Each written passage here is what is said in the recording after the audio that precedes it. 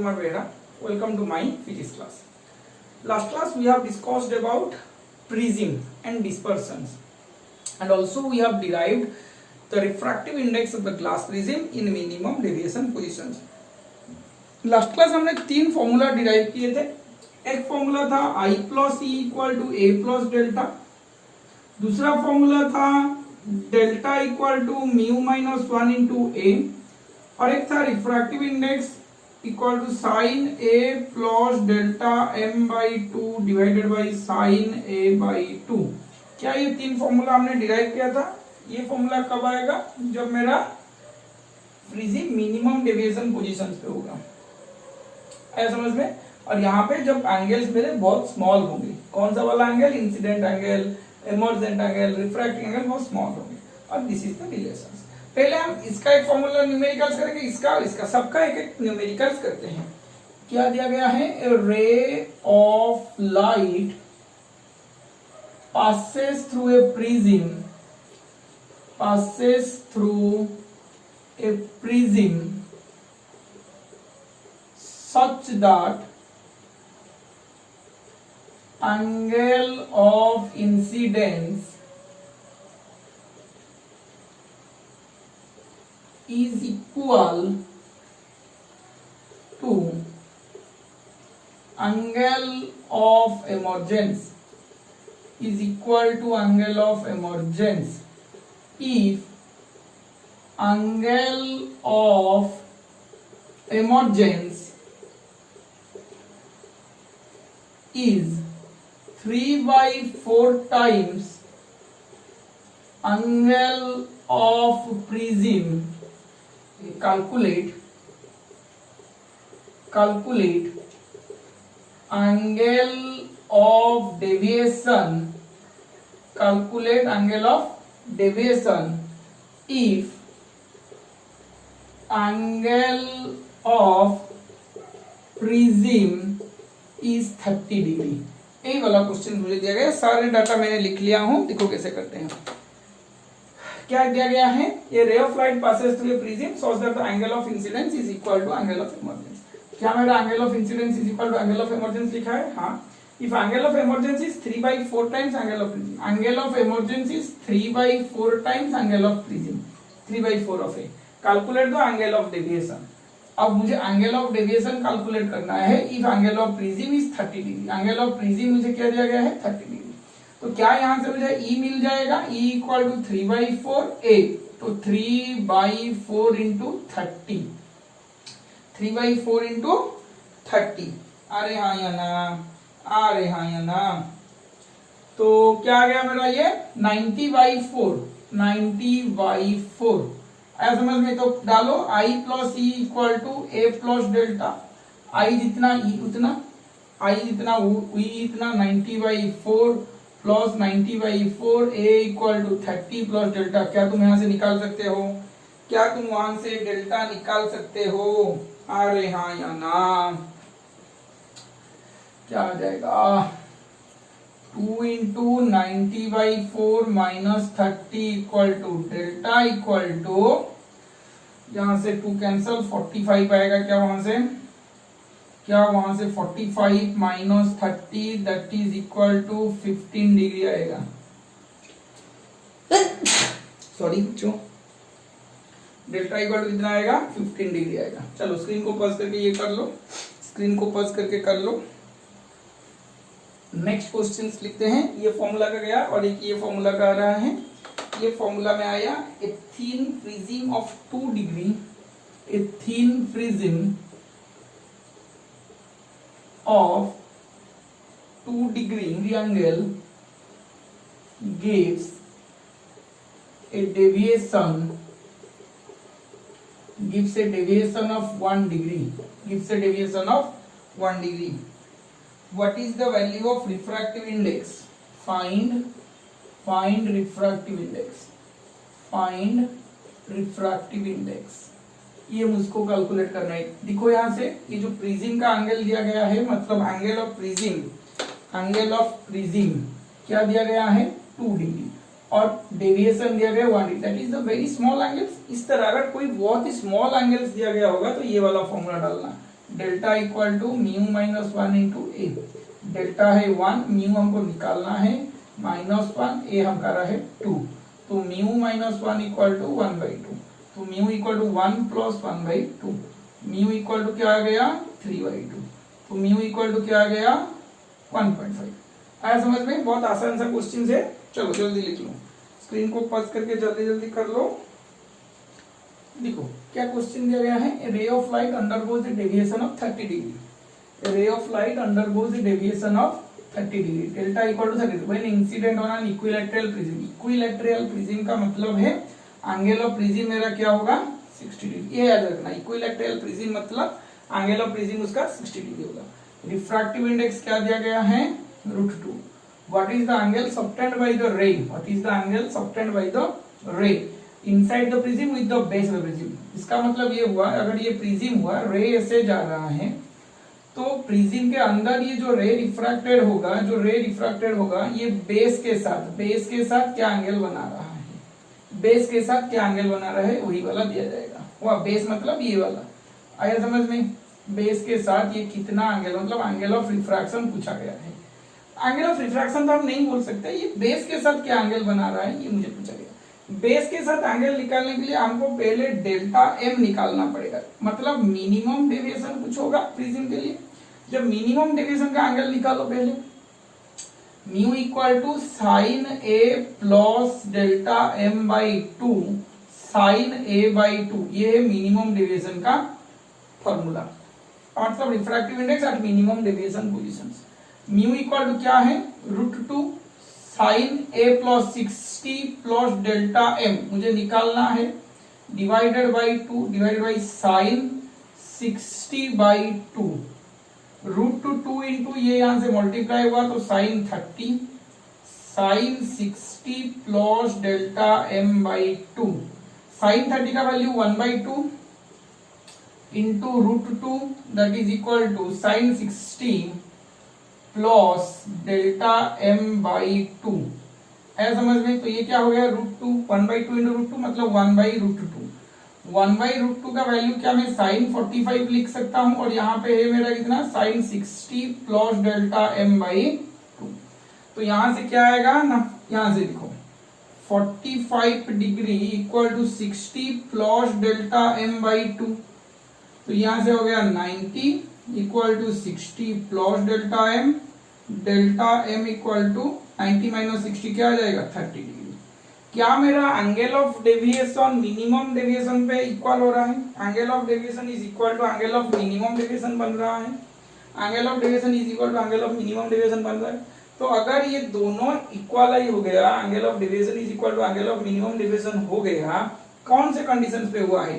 That means angle of incidence is equal to angle of emergence, इसीलिए तो ये formula आया है। So the refracted ray must be parallel to the base of the prism. तो यहाँ पे refracted रे बेस ऑफ द प्रिज्म के साथ कितना एंगल बना रहा है 0 डिग्री। यही वाला पूछा था ना, what is the angle subtend by the रे inside the prism with the base of the prism. Base of the prism के साथ ये 0 डिग्री बना रहा है। आया समझ में? चलो लिख लो, स्क्रीन को पॉज करके ये वाला लिख लो। नेक्स्ट क्वेश्चन को चलो, a ray of light passing through the prism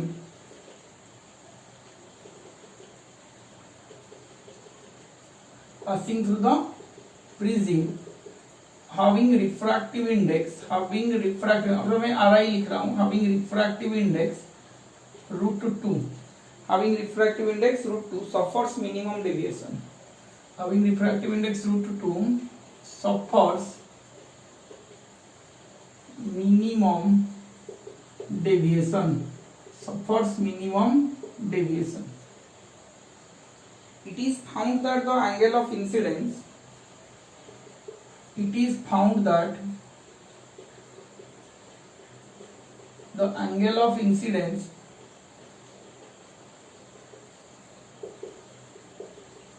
is double the angle of refraction, is double the angle of refraction, is double the angle of refraction within the prism. What is the angle of prism? Find angle of prism. अच्छा सा question है, ए निकालना है हम लोगों को। कैसे करेंगे? देखो मुझे क्या दिया गया है, म्यू मेरा √2 दिया गया है। म्यू क्या दिया गया है मुझे? √2 दिया गया है। कोई एंगल ऑफ प्रिज्म इस तरह, एंगल प्रिज्म ऐसे बनेगा क्या? अरे हाँ या ना? तो यहां से बनाया तो ये आई बना, तो ये आर बनेगा मान के चलो। तो यहां से स्नेल्स लॉ अप्लाई करेंगे। यहाँ पे रिफ्रैक्शन हो रहा है तो स्नेल्स लॉ अप्लाई किया, एआर से ग्लास को जा रहा है तो 1 into sine I mu into sine R. आया समझ में? अरे हाँ या ना? क्या दिया गया है? It is found that the angle of incidence, angle of incidence is double the angle of refraction. इसका मतलब angle of incidence is double the angle of refraction. I equal to 2r, तो साइन आई के जगह 2r, sine R equal to mu, तो mu equal to 2 sine R into cos R by sine R. Sine R से sine R cancel out हुआ, mu equal to 2 cos R बना। R mu by 2 equal to cos R, R equal to बना cos inverse mu by 2। R equal to क्या बना? Cos inverse mu by 2। अरे हाँ या ना? ना इसमें किसी का दिक्कत है? इसमें किसी का दिक्कत है क्या? अब यहाँ से म्यू का वैल्यू क्या मैं √2 डाल सकता हूँ, कॉस इनवर्स म्यू का वैल्यू √2 बाई 2, तो ये r इक्वल टू मिलेगा कॉस इनवर्स √2 बाई 2, 1 बाई √2। तो क्या है ये? इसका वैल्यू है 45 डिग्री। तो r का वैल्यू मुझे क्या मिला? 45 डिग्री। r का वैल्यू क्या मुझे मिला? 45 डिग्री। r का वैल्यू 45 डिग्री मिला। मुझे पूछा गया है एंगल ऑफ प्रिज्म निकालो। अच्छा यहाँ पे एक क्वेश्चन लगा, refractive index √2 supports minimum deviation. Minimum deviation का मतलब क्या है? Delta equal to delta M. Minimum delta equal delta M कब होगा? r equal to a by 2 होगा। तो a equal to 2r, a equal to 2 into 45 degree, a equal to क्या होगा? 90 डिग्री। a इक्वल टू क्या बन जाएगा? 90 degree. आया समझ में? ये क्या बन गया मेरा? 90 डिग्री। चलो स्क्रीन को पॉज करके लिख लो, आगे बढ़ते हैं। If one face of prism, if one face of prism angle 30 degree of prism angle 30 degree, prism angle 30 degree and mu equal to √2 and mu equal to √2 is, mu equal to √2 is silvered, is silvered। silvered मतलब क्या है? Silver coating दिया गया है। The incident ray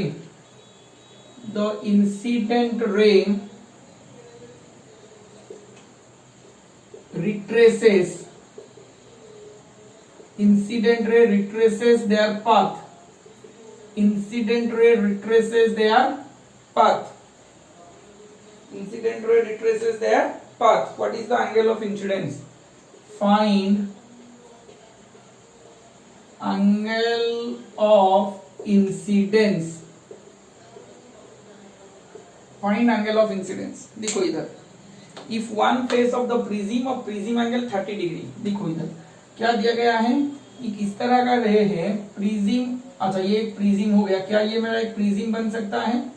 ऐसा prism मैंने क्यों लिया?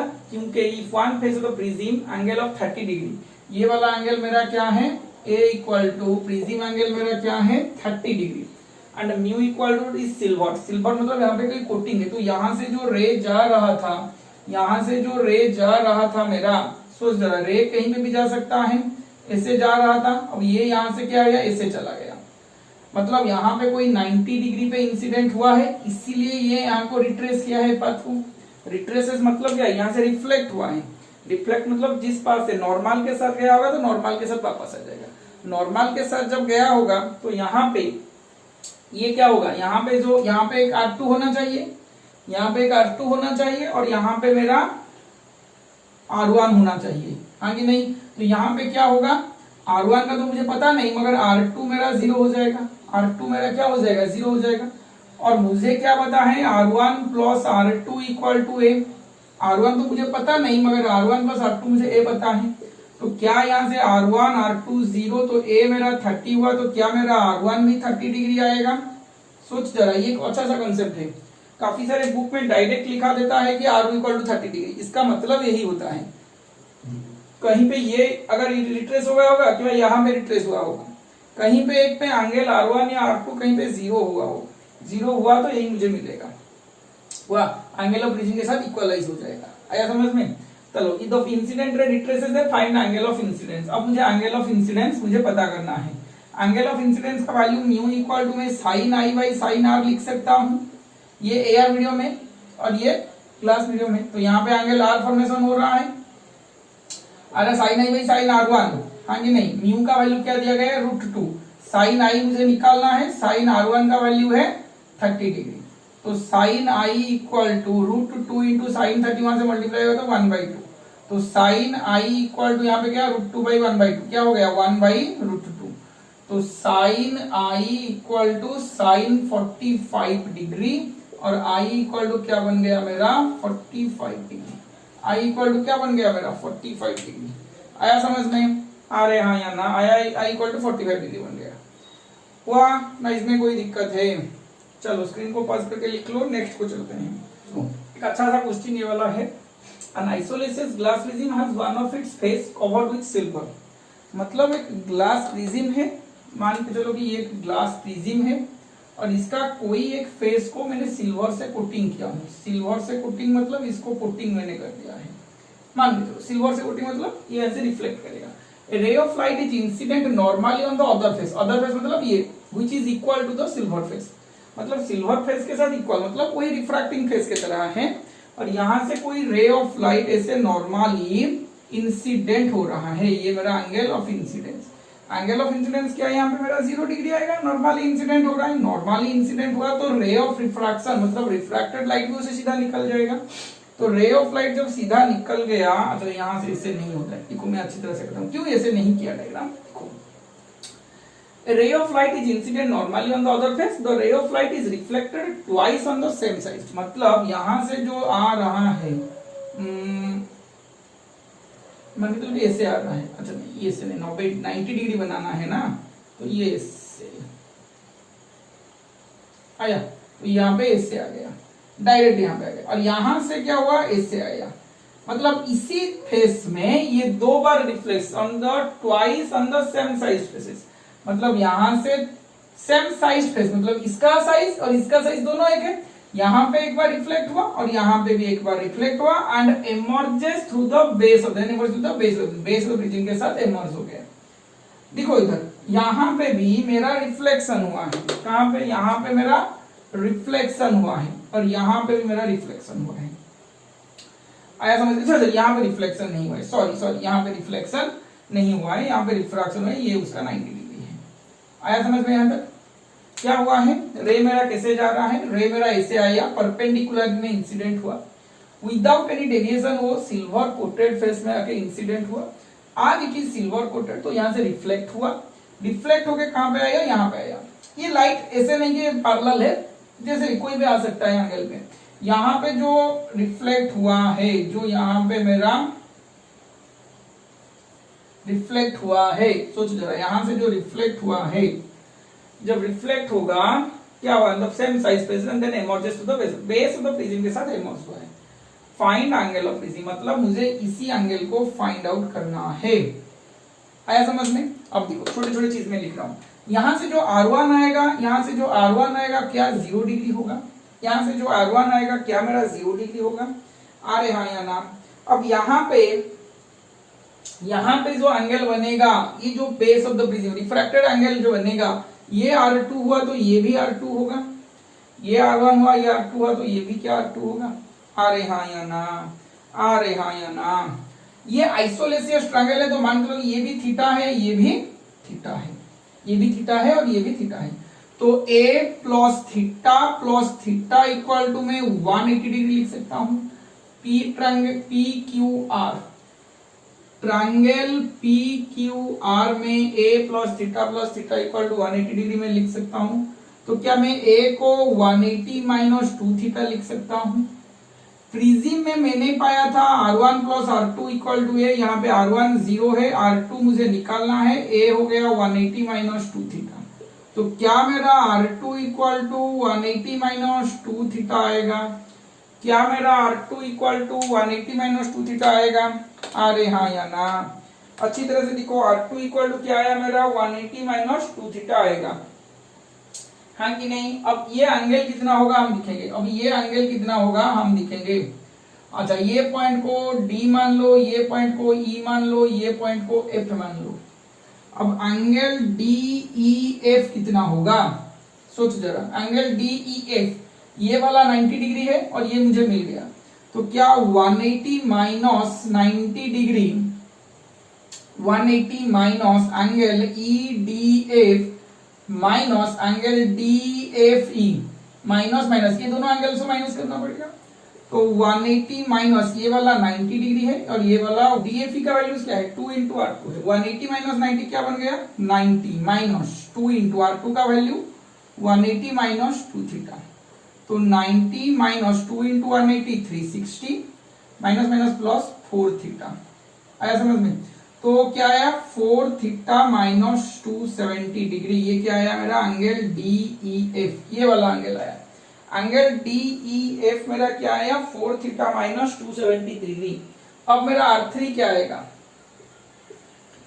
अब मेरा R3 क्या आएगा? R3 equal to 90 minus DEF, तो 90 minus DEF 4 theta minus 270 degree, 4 theta minus 270 degree, हाँ कि नहीं? इसे सॉल्व करें तो क्या आएगा? 360 माइनस 4 थीटा आएगा R3। R3 अगर 360 माइनस 4 थीटा आया, ये पॉइंट को K दे दो, एंगल QEK, क्या ये भी मेरा 90 डिग्री होगा? क्या ये भी मेरा 90 डिग्री होगा? तो क्या मैं 90 माइनस R3 कर सकता हूं? तो क्या आएगा मेरा? 90 माइनस 360 प्लस 4 थीटा, तो 4 theta minus 270 degree, 4 theta minus 270 degree. अब क्या होता है? थीटा मतलब कौन से QEK में theta plus 4 theta minus 270 degree plus 90 degree equal to 180 degree. कौन से ट्रायंगल पे?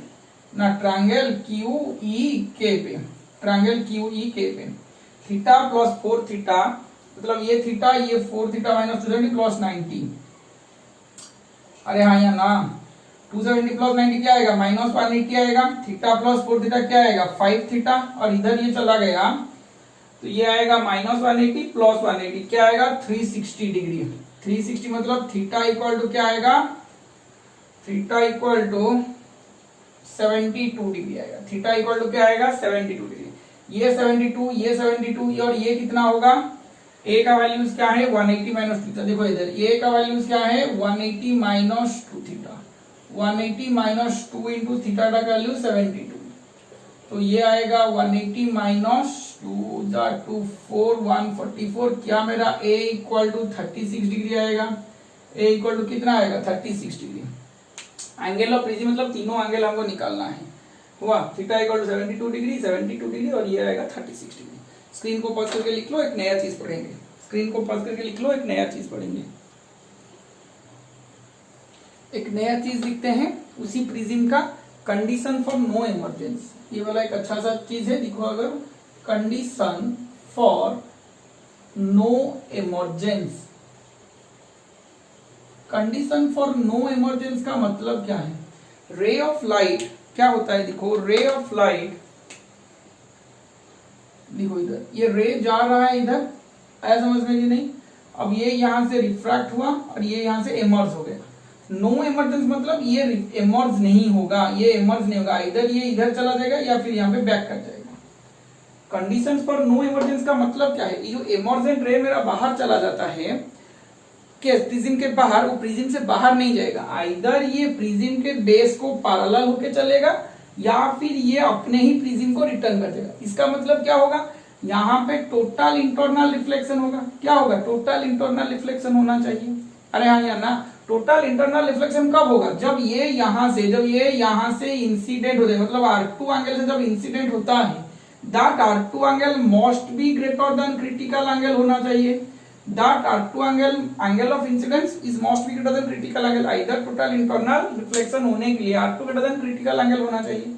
देखो कैसे होते हैं, हमको क्या पता है, हमको पता है R1 plus R2 equal to ए, तो R2 इक्वल टू क्या मैं A माइनस R1 लिख सकता हूं, तो R2 क्या होगा, R2 मिनिमम होना चाहिए, अरे मिनिमम वैल्यू होना चाहिए, angle of incidence must be मतलब मिनिमम वैल्यू होना चाहिए, A तो कांस्टेंट है, माइनस R1 मेरा मैक्स होना चाहिए, R1 मेरा मैक्स होना चाहिए, आया समझ में।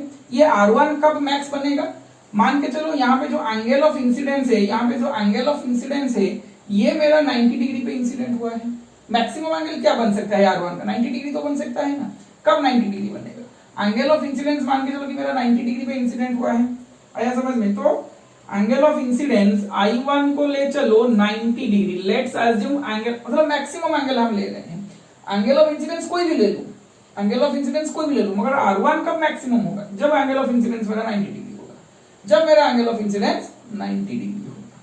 तो 90 डिग्री हुआ, सोच जरा 90 डिग्री हुआ तो म्यू इक्वल टू क्या बन गया, sign I1 by sine R1, तो R1 का वैल्यूज क्या होना चाहिए, mu sign R1, sign I1 का वैल्यू है sine 90 by mu, sine 90 by mu, तो साइन R1 क्या बन गया ना, साइन 90 बाई म्यू मतलब 1 बाई म्यू। क्या ये 1 बाई म्यू जो है क्या मेरा क्रिटिकल एंगल का फॉर्मूला है, क्या मेरा क्रिटिकल एंगल का फॉर्मूला है, अरे हाँ या ना, मतलब ये रिफ्रैक्ट म्यू मतलब क्या है, refractive index of glass with respect to air, तो 1 बाई म्यू बना तो क्या है, साइन सी मिलेगा, 1 बाई म्यू बना तो क्या मिलेगा, साइन सी मिलेगा, अरे हाँ या ना, अरे हाँ या ना, तो साइन R1 क्या बन गया, सी बन गया, तो क्या मेरा R1 इक्वल टू सी बनेगा, क्या मेरा R1 इक्वल टू सी बनेगा, अरे हाँ या ना, R1 इक्वल टू सी बना है, अगर R1 इक्वल टू सी बना तो R2 क्या बनेगा, R2 क्या बनेगा, A माइनस सी, क्या मेरा यही बनेगा, R2 क्या बनेगा, A माइनस सी बनेगा, अरे हाँ या ना। अब फॉर नो एमर्जेंट रे, यहां से मैं लिखता हूं for no emergent ray, for no emergent ray total internal reflection, TIR मतलब total internal reflection should take place, should take place. ये टोटल इंटरनल रिफ्लेक्शन कब टेक होगा, जब ये जो यहाँ पे इसी फेस में जो एंगल ऑफ रिफ्रैक्शन हो रहा है मतलब एंगल ऑफ इंसिडेंस आ रहा है that must be greater than equal to critical angle, तो क्या होना चाहिए, R2 must be greater than और इक्वल टू क्रिटिकल एंगल, अरे हाँ या ना। तो R2 greater than critical angle हुआ तो इसका मतलब A माइनस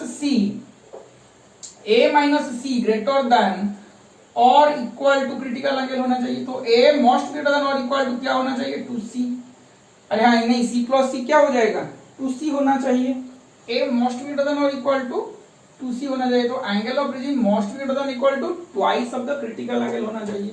ये एक इंपॉर्टेंट कॉन्सेप्ट है, ये कंडीशंस अचीव होगा तो जाके मेरा यहां से नो इमरजेंस होगा, आया समझ में। चलो स्क्रीन को पॉज करके लिख लो, आगे बढ़ते हैं। देखो एक अच्छा सा क्वेश्चन है, कंडीशन फॉर नो इमरजेंस का, a narrow beam of light is incident normally on one face of the glass prism, मतलब कोई रे मेरा ऐसे कोई प्रिज्म है, ये प्रिज्म के सीधा 90 डिग्री में आ रहा है, क्या आ रहा है, 90 डिग्री पे आ रहा है, जब 90 डिग्री में आ रहा है तो ये कोई डेविएशन नहीं होगा, अच्छा ऊपर में थोड़ा ले रहे हैं, ये यहां से आ रहा है, तो क्या सॉरी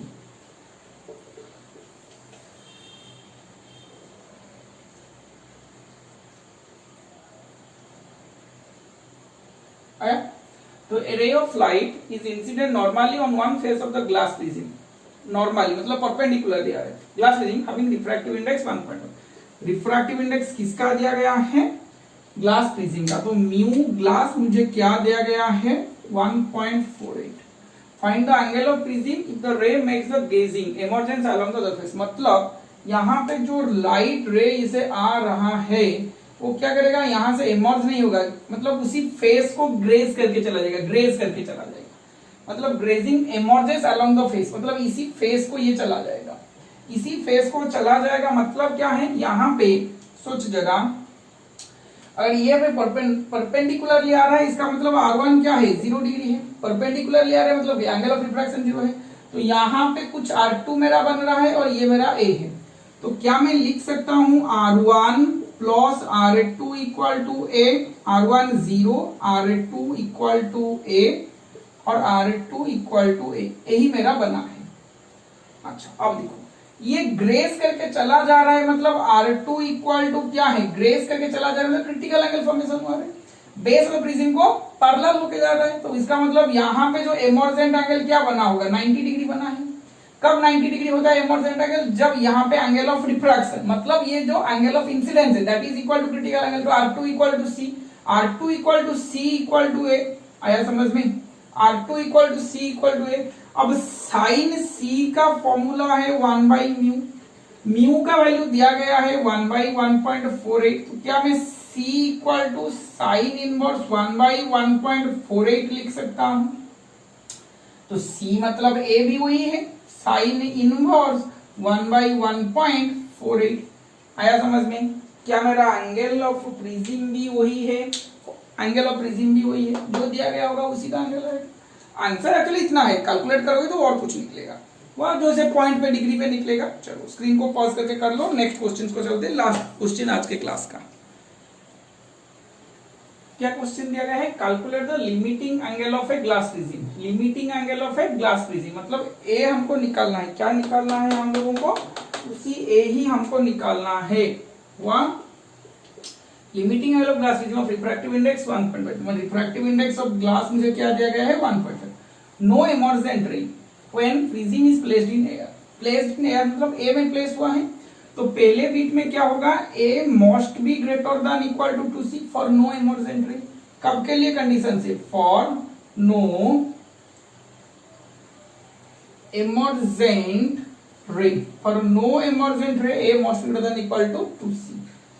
तो यहां से C का वैल्यूज क्या है, sine inverse 1 by refractive index of glass, sine inverse 1 by 1.5, कोई एंगल क्या यहां से निकलेगा वही C का वैल्यूज होगा। तो A must be equal to 2 into C that is equal to 2 into sine inverse 1 by 1.5। क्या यही मेरा आएगा, क्या मेरा यही आएगा, एंगल ऑफ प्रिज्म क्या मेरा यही आएगा। अरे हाँ या ना, A equal to 2C, 2 into sine inverse 1 by 1.5। और मुझे पूछा गया है बी नंबर में कि इसको मैंने वाटर में लेके इमर्स किया है, वाटर में लेके इमर्स करोगे तो क्या वही वाला आएगा, A must be greater than equal to 2C। अच्छा ये 1 दे दो, इसे 2 दे दो, एक ही चीज है, दो क्वेश्चन है इसलिए C1 C2 मैंने किया हूं। तो क्या C2 मेरा sine inverse 1 by refractive index of glass with respect to water आएगा, क्योंकि लाइट कहां से कहां जाएगा, ग्लास से वाटर, डेंसर से रेयर चलेगा, ग्लास कहां तक चलेगा, डेंसर से रेयर। डेंसर मीडियम कौन है, ग्लास, रेयर मीडियम कौन है, वाटर। अरे हाँ या ना, डेंसर से रेयर चलेगा तो ही तो मेरा क्या फॉर्मेशन होगा, क्रिटिकल एंगल फॉर्मेशन होगा। आया समझ में। तो C2 equal to sine inverse ऐसे करोगे तो sine inverse 1 by refractive index of glass by refractive index of water, तो sine inverse refractive index of water by refractive index of glass. क्या तुम लोगों को रिफ्रैक्टिव इंडेक्स ऑफ वाटर पता है, क्या तुम लोगों को रिफ्रैक्टिव इंडेक्स ऑफ वाटर पता है, नहीं पता है। 1.5 को मैं 3/2 लिख सकता हूं, हमेशा याद रखो रिफ्रैक्टिव इंडेक्स ऑफ वाटर मेरा 4/3 है, क्या है 4/3। तो अगर यहां से मैं वैल्यूज पुट करूं तो साइन इनवर्स म्यू वाटर का 4/3, ग्लास का 3/2, तो क्या आएगा यहाँ पे C2 equal to sine inverse 8/9।